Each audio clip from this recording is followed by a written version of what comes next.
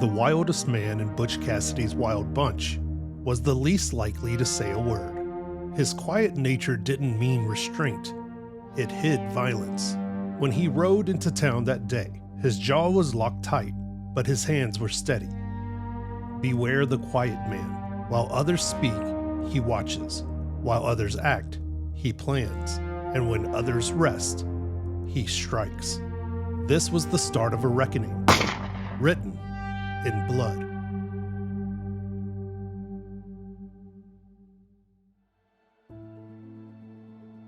By the time Harvey Logan rode into Moab, Utah, he was already well known.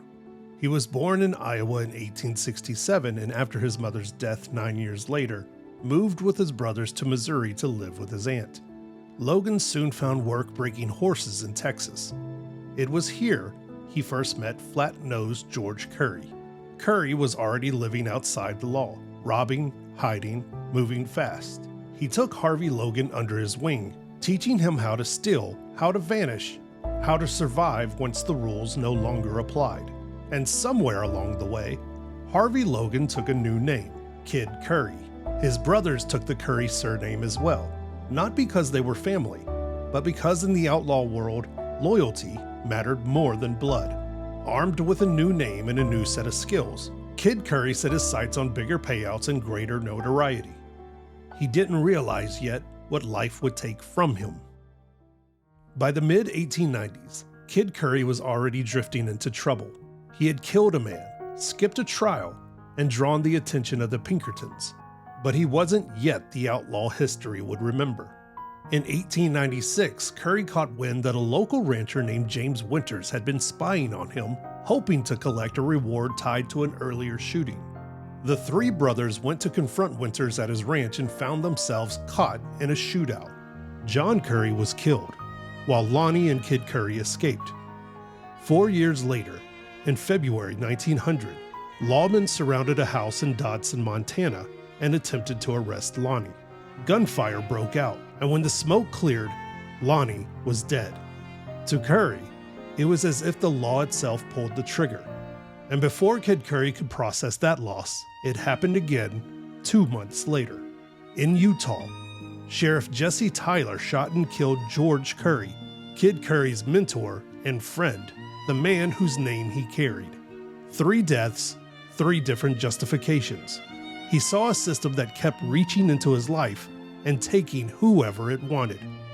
From that moment on, Curry met the law only one way, with a gun in his hand. Grief didn't break Kid Curry, it hardened him. The law had taken his brothers, it had taken the man who had given him his name, and in his mind, that made the debt simple. On May 26, 1900, Kid Curry rode into Moab, Utah. He didn't come to rob a bank, he didn't come to disappear. He rode in with purpose. Sheriff Jesse Tyler recognized him almost immediately. So did Deputy Sam Jenkins. What happened next wasn't a chase. It was a gunfight in the street. Curry fired first. Tyler went down. Jenkins followed. 2 lawmen dead.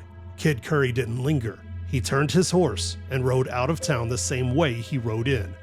Word spread fast. This wasn't outlaw business anymore. This was retaliation, carried out in public, against badges, without apology. And everyone watching understood the message. Kid Curry wasn't running anymore. After Moab, there was no longer confusion about who Kid Curry was. The manhunt widened fast. Kid Curry folded back in with Butch Cassidy and the Wild Bunch, and the robberies escalated. In the summer of 1900, the gang robbed Union Pacific No. 3 near Tipton, Wyoming, pulling in tens of thousands of dollars. The robberies continued. Castle Gate, Utah, Winnemucca, Nevada. So did the violence. In 1901, the gang struck again near Wagner, Montana, this time dynamiting the express car. Pinkerton detectives gave chase as the Wild Bunch split in different directions, scattering, hiding, collapsing under the pressure. But Curry kept moving. In Tennessee, he didn't hesitate to pull his gun during a bar disturbance, killing 2 policemen in Knoxville before disappearing again. By then, Curry wasn't just known, he was infamous. Every robbery brought a heavier response and turned more violent. And as the Wild Bunch slowly unraveled, Curry held on to one last piece of unfinished business. He soon turned back toward Montana. Kid Curry had one name left on his revenge tour. Years earlier, James Winters had shot his brother John and walked away, all in an attempt to cash in on a reward. Curry hadn't forgotten. He found Winters in Montana. There was no posse, no warning. Kid Curry shot and killed James Winters in cold blood. The account that started his descent was finally settled, but it didn't bring relief for long. In 1904, wounded, cornered, and out of options, Kid Curry took his own life rather than hand it over to the lawmen he despised. John, Lonnie, George, Butch, and Sundance. The men closest to him were either dead or scattered. His revenge tour took everything else. By the time it was over, Kid Curry had killed at least 6 lawmen, along with civilians caught in the orbit of his violence. Whatever justice he thought he was chasing left nothing but bodies behind.